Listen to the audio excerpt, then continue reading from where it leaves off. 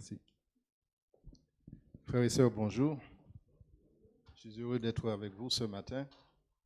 Comme vous a dit Michael, je suis inscrit sur la liste de l'église de Franconville puisque je fais partie du groupe de Chambly. Et le groupe de Chambly a débuté il y a de ça quelques années. Et le pasteur Van Bignot, qui est décédé aujourd'hui, s'est dit, il faut qu'il y ait des groupes qui se constituent. Donc, on a créé ce groupe et depuis, ça marche. Hein. Et en ce moment, ça marche bien. Donc, voilà, je suis là ce matin avec vous. Et j'espère que le Seigneur me donnera tout son Esprit Saint pour pouvoir vous délivrer ce message. Alors, inclinons la tête et prions. Père éternel, je te remercie pour ce privilège que tu me donnes de pouvoir parler en ton nom. Merci de me remplir de ton Esprit Saint et permets que tous tes serviteurs qui sont à l'écoute puissent prendre l'essentiel de ce message qui va nous être délivré. Et c'est en ton nom que nous le faisons, au nom de Jésus et pour ta gloire. Amen.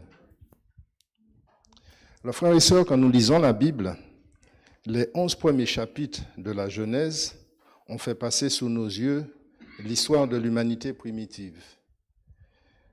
Au 12e chapitre, nous abordons l'histoire du peuple particulier auquel il sera donné de préparer le salut du monde. Et tout ce qui a précédé, en lisant les 11 premiers chapitres, prouve la nécessité de ce salut.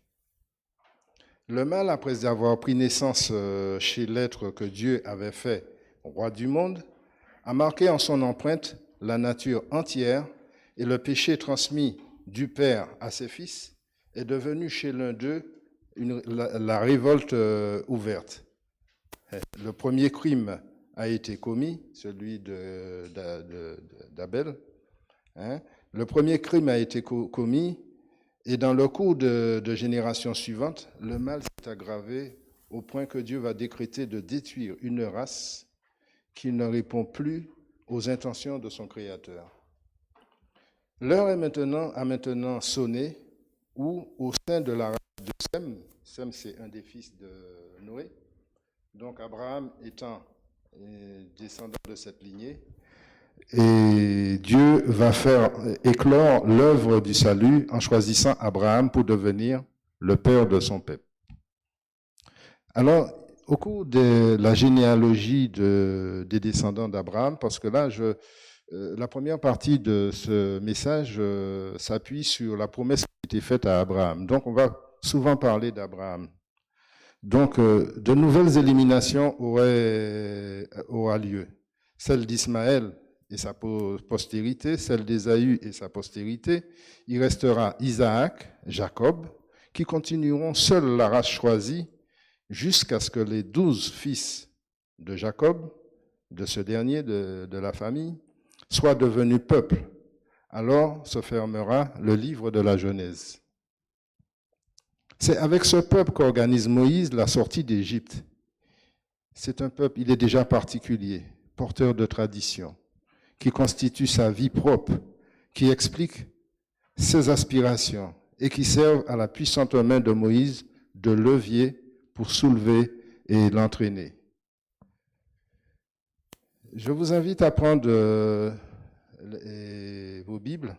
On va lire dans Exode 13, verset 19. Voilà ce qui est dit. J'ai une autre traduction, mais la Bible s'explique. Moïse prit avec lui, je vais lire dans ma traduction, c'est mieux.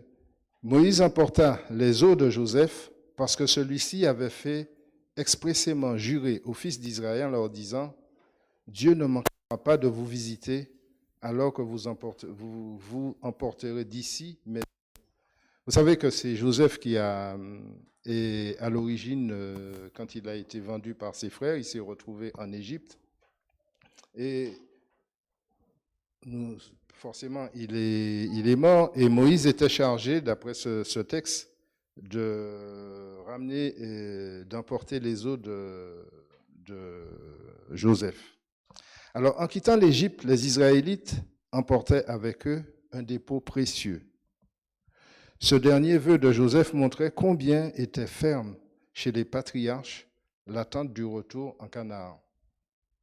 Les ossements de Joseph qui depuis si longtemps attendaient l'accomplissement de la promesse divine et qui durant de longues années de la servitude avaient parlé de délivrance d'Israël. Alors, on nous donne une explication là-dessus en nous disant dans le corps embaumé de Joseph qui emportait en Canaan et comme condensé tous les vieux souvenirs de leur race, qu'y a-t-il d'incroyable à ce que ces souvenirs soient conservés traditionnellement durant quelques siècles, durant le séjour du peuple d'Israël en Égypte? De quoi se serait-il entretenu, les pères et les enfants, si ce n'est que de ces traditions qu'ils avaient eux-mêmes reçues de leur père? Il ne faut pas oublier que ce peuple était en exil, enfin pas en exil, ils étaient soumis à... Oui, ils étaient en exil, on va dire ça comme ça. Et leur support était de se remémorer tout ce qu'avait fait Joseph. Ces récits conservés si fidèlement qu'ils transmettaient jusqu'aux fautes et aux châtiments des ancêtres étaient toute leur bibliothèque. L'Éternel seul y était glorifié.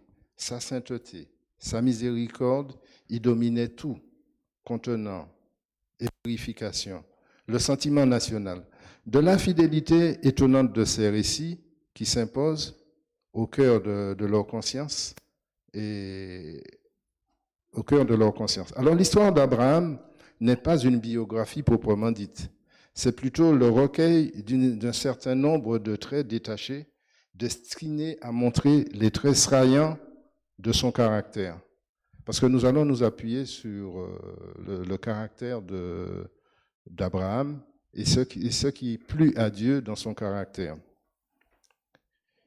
Il n'est pas mauvais que c'est lui qui a inauguré la nouvelle ère de la foi. Il a mérité d'être appelé Père des croyants. Ainsi le fait remarquer l'auteur de l'Épître aux Hébreux, Abraham a traversé victorieusement 4 épreuves de la foi. Vous les connaissez peut-être. La première, il a quitté sa patrie sans savoir où Dieu le conduisait. La deuxième, il a vécu comme un étranger dans le pays que Dieu lui avait promis, attendant patiemment l'accomplissement de cette promesse. La troisième, il a longtemps attendu la postérité qui devait posséder ce pays promis. Et enfin, en quatrième, l'épreuve suprême, il consentit de sacrifier son fils unique, l'héritier de la promesse que Dieu lui a faite. Alors, nous arrivons, on va passer sur tout un chapitre, sur pas mal de chapitres. Nous arrivons à la traversée de la mer Rouge. La traversée de la mer Rouge va être pour nous, comme pour tous les chrétiens, comme pour les Juifs, un symbole que nous devrions garder en mémoire tous. À 2 reprises, déjà, Dieu avait promis à Abraham une nombreuse postérité et la possession du pays de Canaan. Dans Genèse 12, par exemple, 12 versets 2, les versets 2 à 7, et dans Genèse 12, versets 14 à 16. Alors, en quoi consiste cette promesse de Dieu à Abraham? Prenons Genèse 15, versets 1 à 3. Genèse 15, versets 1 à 3. Alors, après ces événements, la parole de Dieu fut adressée à Abraham dans une vision. Et Dieu dit à Abraham, « Ne crains point, je suis ton bouclier et ta récompense sera très grande. » Au verset 2, il y répond, « Seigneur éternel, que me donnes-tu? Je m'en vais sans enfant, et l'héritage de ma maison, c'est Eliezer. » Et Abraham dit, « Voici, tu ne m'as pas donné de postérité, et celui qui est né dans ma maison sera mon héritier. » En fait, Ce que Abraham veut expliquer, c'est que quand, dans une famille à l'époque, on n'avait pas d'héritier, c'est le plus fidèle serviteur qui héritait de tous les biens, hein. Et Eliezer était l'intendant de la maison d'Abraham. Abraham n'ayant pas d'héritier, il se disait, eh ben, tu ne vas pas donner d'héritier, ce sera Eliezer qui va hériter de tous mes biens. Alors le Seigneur lui dit, ne crains point Abraham. Au début, au verset 15, Abraham avait sans doute des moments de défaillance en se voyant toujours sans postérité dans ce pays étranger, et il se demandait s'il ne s'était pas trompé en croyant obéir un ordre de Dieu. Une fois ébranlé dans sa foi, il pouvait facilement être saisi de crainte à la vue des populations cananéennes au milieu duquel il se sentait seul et comme perdu. Alors Dieu lui dit, je serai ton bouclier. Ton bouclier pourquoi? Ben, pour te protéger contre les peuples qui t'entourent. On lui parle là de récompense. De quelle récompense s'agit-il? Ben, c'est de ce que nous avons cité au préalable. La récompense de tous les sacrifices que tu as faits pour obéir à ton Dieu. La réponse d'Abraham, qui est celle-ci, mais tu ne m'as pas donné de postérité. Eh bien, la réponse d'Abraham exprime un certain découragement. La seule récompense qui pourrait le réjouir serait la possession d'un fils, et c'est ce qu'il dit à Dieu. Et à quoi lui servirait gloire, richesse et toute autre récompense si les liens désormais, si ces biens doivent tomber à sa mort entre les mains des étrangers? Prenons un autre texte biblique dans Genèse 15, versets 5 à 7. Alors, après l'avoir conduit au dehors, hein, Dieu lui dit, regarde vers le ciel et compte les étoiles si tu peux les compter. Et il lui dit, telle sera ta postérité. Au verset 6, on nous dit, Abraham eut confiance et l'Éternel qui le lui imputa à justice. Ce verset 6 est très important dans ce texte. Hein? Et l'Éternel lui dit encore, je suis l'Éternel qui t'a fait sortir d'Ur en Chaldée pour te donner en possession ce pays. Alors, explication de tout ça. Comme le soleil allait se coucher, on a vu l'indice d'un document différent, car c'était la nuit et non le jour que Dieu apparut à Abraham. La crainte d'Abraham se dissipe en entendant cette parole. Il saisit la promesse si incroyable qu'elle paraissait en raison de la grandeur même, avec une foi entière. Et cet acte de foi par lequel il s'abandonne complètement entre les mains de Dieu est estimé par Dieu à la valeur d'une vie d'obéissance parfaite. Ce n'est pas que Abraham a vécu une vie d'obéissance parfaite, mais c'est ce que Dieu aime chez nous. Hein? Et c'est le moment décisif où Abraham entre en vis-à-vis de Dieu dans la position d'un juste, d'un homme sans péché. Vous voyez comment Dieu fonctionne?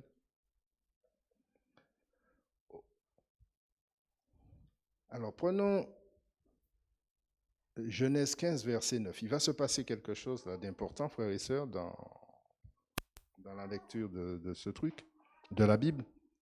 Et l'Éternel lui dit, prends une génisse de 3 ans, une chèvre de 3 ans, un bélier de 3 ans, une tourterelle et une jeune colombe. Abraham prit tous ces animaux, les coupa par le milieu et mit chaque morceau l'un vis-à-vis de l'autre. Mais il ne partagea point les oiseaux. D'accord. L'alliance est traitée, c'est une alliance qui va être traitée là, d'après ce verset. L'alliance est traitée comme un usage humain.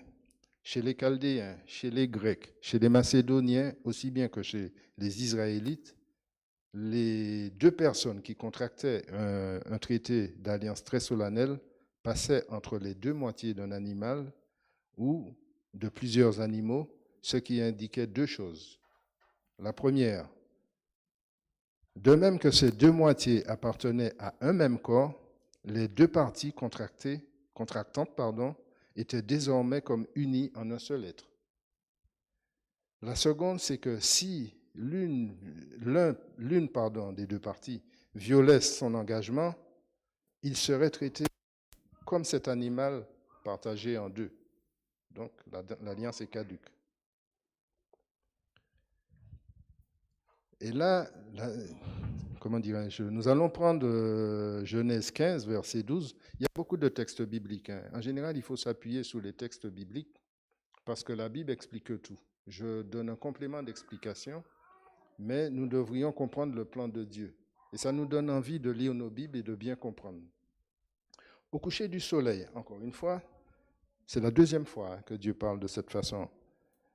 Un profond sommeil tomba sur Abraham, et voici une frayeur, et une grande obscurité vient l'assaillir. L'Éternel dit à Abraham, sache que tes descendants seront étrangers dans un pays qui ne sera pas à eux. Vous imaginez?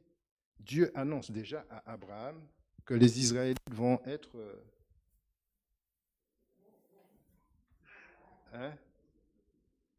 Vous suivez alors, ça va.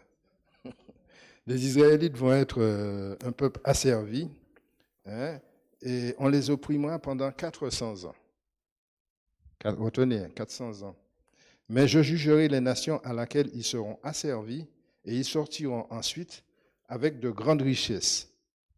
Toi, tu iras en paix vers tes pères, et tu seras enterré après une heureuse vieillesse. Bon, on voit à la fin qu'Abraham lui-même n'aura pas à subir cette captivité, puisque Dieu lui dit, tu t'en iras en paix vers tes pères.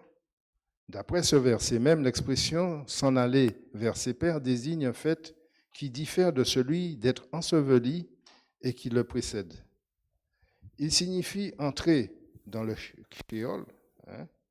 On retrouve ce mot dans l'Apocalypse, le séjour des morts, où l'on retrouve ses ancêtres. En fait, si vous vous rappelez bien, dans l'Apocalypse, les enfants, et comment dirais-je, tous ceux qui sont morts avant nous, disent au Seigneur, mais jusqu'à quand nous resterons-nous dans ce Sheol? Donc, voilà, c'est un peu ce que le Seigneur dit à tous ces enfants qui meurent en Christ. Vous serez dans le Sheol attendant la résurrection. Mais la seconde révélation n'avait pas suivi immédiatement la première. Abraham avait consacré un certain temps aux préparatifs, c'est ce que je vous ai lu au verset 9, qui est celui de couper. Donc, cette alliance va être ratifiée par rapport à ça. Cette parole est devenue la formule permanente de l'acte d'entrée dans l'état du salut et de la justification, non seulement dans l'ancienne, mais dans la nouvelle alliance. Et l'apôtre Paul ne va rappeler cette particularité d'Abraham parce que c'est important pour nous de le savoir, car il dit l'Écriture. Que dit l'Écriture? Abraham crut et ça lui fut imputé à justice. Dans Galates 3, verset 6, il répète encore la même chose, comme Abraham crut et que cela lui fut imputé à justice. Donc, Dieu a rendu témoignage à l'esprit d'Abraham, mais est-ce que Abraham a transmis est-ce que ce dernier les a transmis à ses descendants? J'espère, parce que quelquefois, frères et sœurs, nous avons des difficultés à comprendre et quand nous lisons tout ça, à appliquer, parce que notre corps, quelquefois, n'obéit pas toujours. Nous arrivons à un exil de captivité, 4 fois séculaire, c'est 4 siècles, attendant sa postérité avant que la terre promise puisse lui être accordée. Le mot « sache bien » fait pressentir la gravité de la menace de cette révélation. Imaginez, bien des siècles avant, on dit cela à Abraham, et ce n'est pas une petite affaire de lui révéler ça. La gravité de cette menace, 400, c'est le chiffre rond. Mais en réalité, les Israélites séjourneront 430 ans. La rectification est faite dans Exode 12, verset 20. Le moment de l'exode arrive. Ils vont quitter l'Égypte. Madame White nous donne une petite précision. Debout en silence, le cœur partagé entre la crainte et l'espérance, les Israélites attendaient le décret royal qui devait les chasser du pays d'Égypte. Durant les plaies, alors que leurs oppresseurs tremblaient de terreur, prenant confiance, ils s'étaient peu à peu rassemblés dans le territoire de Goussen, ce qui avait facilité l'organisation et le contrôle de cette multitude flottante, de telle sorte qu'au moment, malgré la soudaineté de la fuite, ils se trouvaient divisés en compagnies placées sous la conduite de leurs chefs respectifs. On voit qu'ils sont prêts à partir et tout est bien huilé. Exode 12, versets 17 à 38 nous dit « Les enfants d'Israël partirent de Ramsès au nombre d'environ 600 000 à pied, 600 000 pieds, oui, sans les enfants. Une multitude de gens de toute espèce montèrent avec eux. Ils avaient eux aussi des troupeaux considérables de brebis et de bœufs. » Quand on fait des recherches dans la Bible, ce passage-là fait comprendre que quand Jacob est parti et qu'il est venu rejoindre son fils Joseph, il est parti avec un petit troupeau. Et durant toutes ces années, Dieu a multiplié cette richesse. Alors que quand la famine est arrivée, les Égyptiens ont vendu leurs biens au Pharaon, tandis que les enfants d'Israël ont gardé leurs biens. Et aujourd'hui, au moment de partir, ils sont à la tête des troupeaux considérables. Alors, on estime généralement le nombre de personnes ayant quitté l'Égypte à 2 millions d'individus. 2 millions d'individus. Qui sont ces gens? Cette multitude comprenait non seulement des personnes attirées par la foi au Dieu d'Israël, mais aussi un nombre beaucoup plus considérable de gens qui considéraient échapper aux plaies. Vous vous souvenez des plaies? Cette occasion d'émigrer sous les ailes d'un peuple libre, plus heureux, plus béni du ciel que le leur, ces gens sont appelés dans Nombre au chapitre 11, verset 4, ces gens-là sont appelés ailleurs un ramassis. Ils paraissaient avoir rempli des métiers de coupeur de bois et puiseur d'eau. Cette précision est donnée dans Deutéronome 29, verset 11. Mais ces derniers furent sans cesse pour Israël une source d'ennui et de danger. Si vous voulez savoir plus, lisez tous ces passages-là.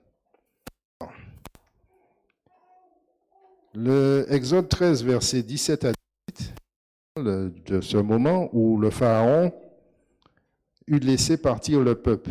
Dieu ne conduisit pas les Israélites par le chemin du pays des Philistins, qui est pourtant le plus court pour se rendre au pays de Canaan, mais il dirigea ses pas vers le sud, c'est-à-dire au lieu de partir vers le nord, il va les emmener vers le sud, dans la direction de la mer Rouge. En effet, Dieu dit, le peuple pourrait regretter son départ quand il verrait la guerre. Il voudra retourner en Égypte. S'il en fait passer par le chemin habituel, il pourrait regretter. Donc Dieu a choisi de faire autrement. Alors, explication. La route ordinaire des caravanes pour le pays de Canaan allait au nord-ouest et en se rapprochant de la côte de la Méditerranée. Mais par ce chemin, les Israélites seraient arrivés en 12 à 15 jours à la frontière méridionale de Canaan. Et là, ils se seraient trouvés en face de peuples belliqueux, les Philistins, et n'auraient pas pu passer sans se mettre en guerre avec lui. Ce peuple n'était pas préparé à faire la guerre parce qu'ils étaient nourris dans la servitude, faibles encore dans la foi. Israël n'avait pas préparé une telle rencontre. D'ailleurs, il résulte dans Genèse 12, verset 15, que les Philistins n'étaient pas au nombre des peuples qui devaient être dépossédés à ce moment-là, parce que Dans le pays de Canaan, Dieu avait prévu de faire disparaître les peuples qui n'étaient pas à la hauteur, hein, pour mettre ses enfants à la place. Hein. Donc, Dieu avait décidé de faire passer Israël par une autre route, hein, ce qu'il avait indiqué Dieu avait indiqué à Moïse quand il était au Sinaï, qui lui avait donné pour signe le culte du peuple, que le peuple lui rendrait, pardon, un jour se passerait au pied de cette montagne. Ce fut par cette marche étrange au sens opposé et au but qui acheva d'aveugler Pharaon. Une fois remis sur le premier mouvement de terreur, je vous explique, quand le peuple de Dieu est parti d'Égypte, le Pharaon a eu un sentiment de regret, il les a poursuivis, mais il a pensé que les Israéliens partiraient vers le nord, il est parti à leur poursuite, mais il se trouve que ce n'était pas le chemin que Dieu leur avait fait. Alors il va y retourner parce qu'il aura des informations. Alors ce détour par le Sinaï aurait pu n'être que d'un an environ, mais s'il s'est prolongé en un séjour de 40 ans au désert, c'est à cause de l'incrédulité du peuple. Dieu voulait former ce peuple à être ce qu'il aurait dû être. Donc, il aura fait se balader pendant 40 ans. Ce n'est pas une balade, mais enfin, il les a gardés pour les former pendant ces 40 ans. Alors, à travers tout ça, vous avez le psaume 105, verset 39, qui relate un peu ce fait. L'Éternel, dit le psalmiste, étendit la nuée pour couvrir les enfants d'Israël, ainsi que les colonnes de feu pour les éclairer pendant la nuit. Ça, c'est alors qu'ils étaient dans le désert. L'Éternel allait devant eux le jour dans une colonne de nuée pour les guider dans leur chemin, et la nuit dans une colonne de feu pour les éclairer, afin qu'il leur fût possible de marcher de jour comme de nuit. La colonne de nuée pendant le jour et la colonne de nuée pendant le feu ne cessèrent jamais d'éclairer les enfants d'Israël. On voit aussi que l'apôtre Paul, dans le Nouveau Testament, dans 1 Corinthiens 10, versets 1 et 2, l'apôtre Paul parle aussi de cela. Et voilà ce qu'il dit. « Quand je ne veux pas, frères, que vous ignoriez nos pères, ils ont tous été sous la nuée, et que tous, ils sont passés au travers de la mer, et que tous, ils ont été baptisés en Moïse dans la nuée et dans la mer. » Et là, nous voyons qu'Israël marchait sous l'étendard de son chef invisible. Dans un passage le plus beau, il y a Ésaïe aussi qui va en parler. Ésaïe fait allusion à cette colonne de feu. Et il décrit le soin que Dieu prendra de son peuple lors de la grande lutte finale avec les puissances du mal. Dans Ésaïe 4, versets 5 et 6, voilà ce qui nous est dit. « Sous toute l'étendue de mon sillon, sur toutes ces assemblées, l'Éternel fera lever pendant un jour un nuage environné de fumée, et pendant la nuit, l'éclat d'un feu flamboyant, car un dais, je ne sais pas si vous voyez ce que c'est, abritera toute sa gloire. Il y aura une tente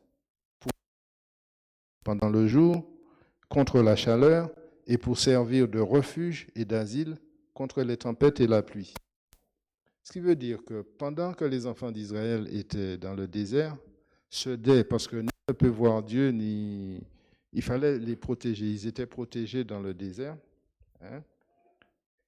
Essayons de comprendre ce que veut nous dire Ésaïe, son assemblée. Quand il parle de son assemblée, ceux qui s'y assemblent au temps des grandes fêtes, le même feu produit le jour, de jour, une fumée qui donne de l'ombre, et la nuit, une flamme qui éclaire. Cette image est tirée de l'histoire du séjour d'Israël au désert. La sortie d'Égypte est le type de la délivrance finale d'Israël et de toutes les délivrances particulières qu'il la prépare. Au désert, la nuée reposait sur le tabernacle, résidence visible de Jéhovah. Ici, elle repose sur toute l'assemblée parce que celle-ci même est devenue le véritable sanctuaire de Dieu où Dieu habite. Il n'est pas question de temple comme dans Apocalypse 21, verset 22. Alors la gloire dont le Messie fait par Sion, est mise à l'abri de tout danger. Dieu couvre d'un dais toute l'assemblée des élus. Dans sa communion, ils n'ont plus aucun péril à redouter. La gloire promise aussi à Sion se réalise spirituellement par le moyen de la prédication et de l'évangile.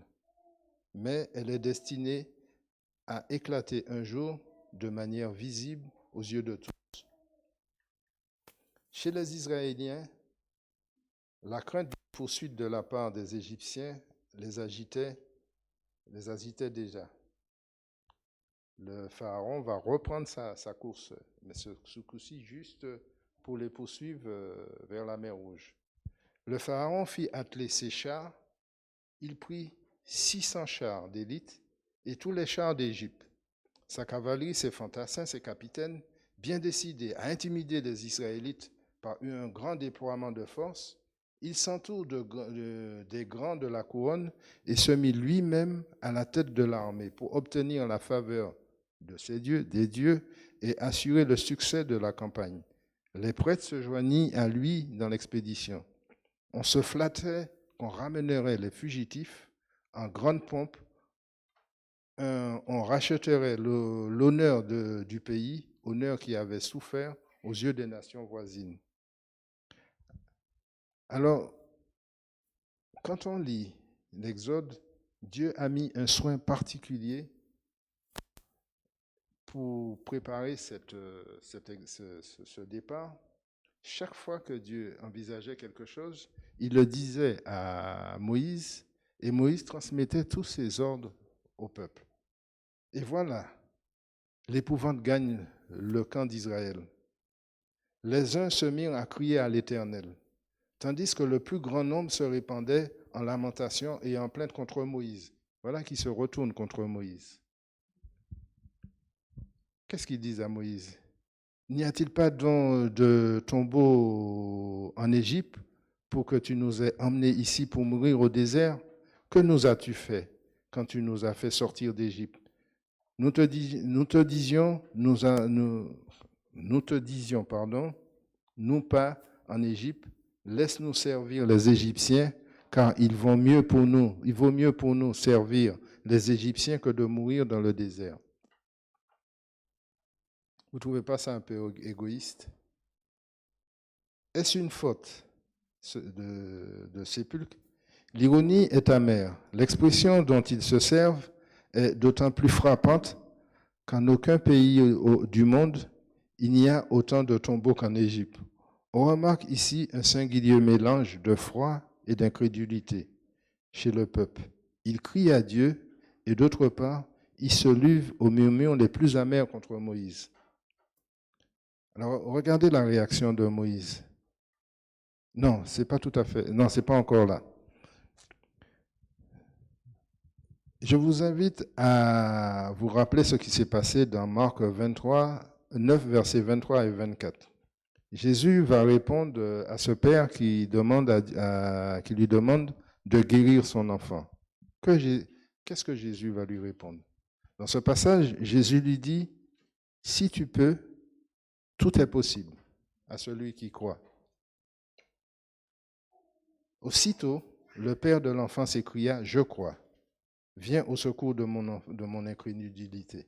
C'est ce que nous devrions dire chaque fois que nous dérapons. Navré de voir son peuple manifestant si peu de foi en un Dieu qui leur avait donné tant de preuves de sa puissance, Moïse se demandait comment on pouvait lui imputer le danger de la situation actuelle, alors qu'il n'avait fait que suivre ponctuellement les directives divines. Et quant à lui, malgré une perspective qui semblait désespérée, il n'avait aucune crainte. On parle de Moïse là, sur l'issue de la crise. D'un ton calme et assuré, Moïse répondit au peuple. Voilà la réponse qu'il leur donne.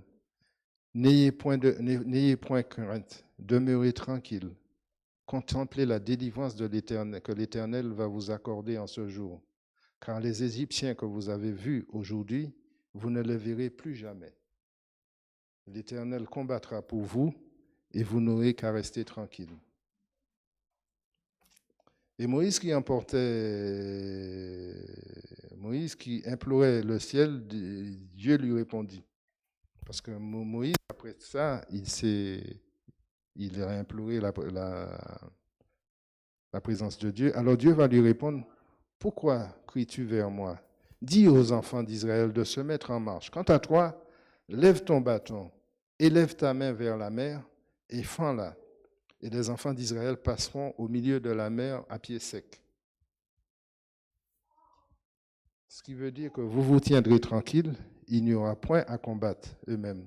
Ils seront spectateurs muets de la victoire remportée par eux.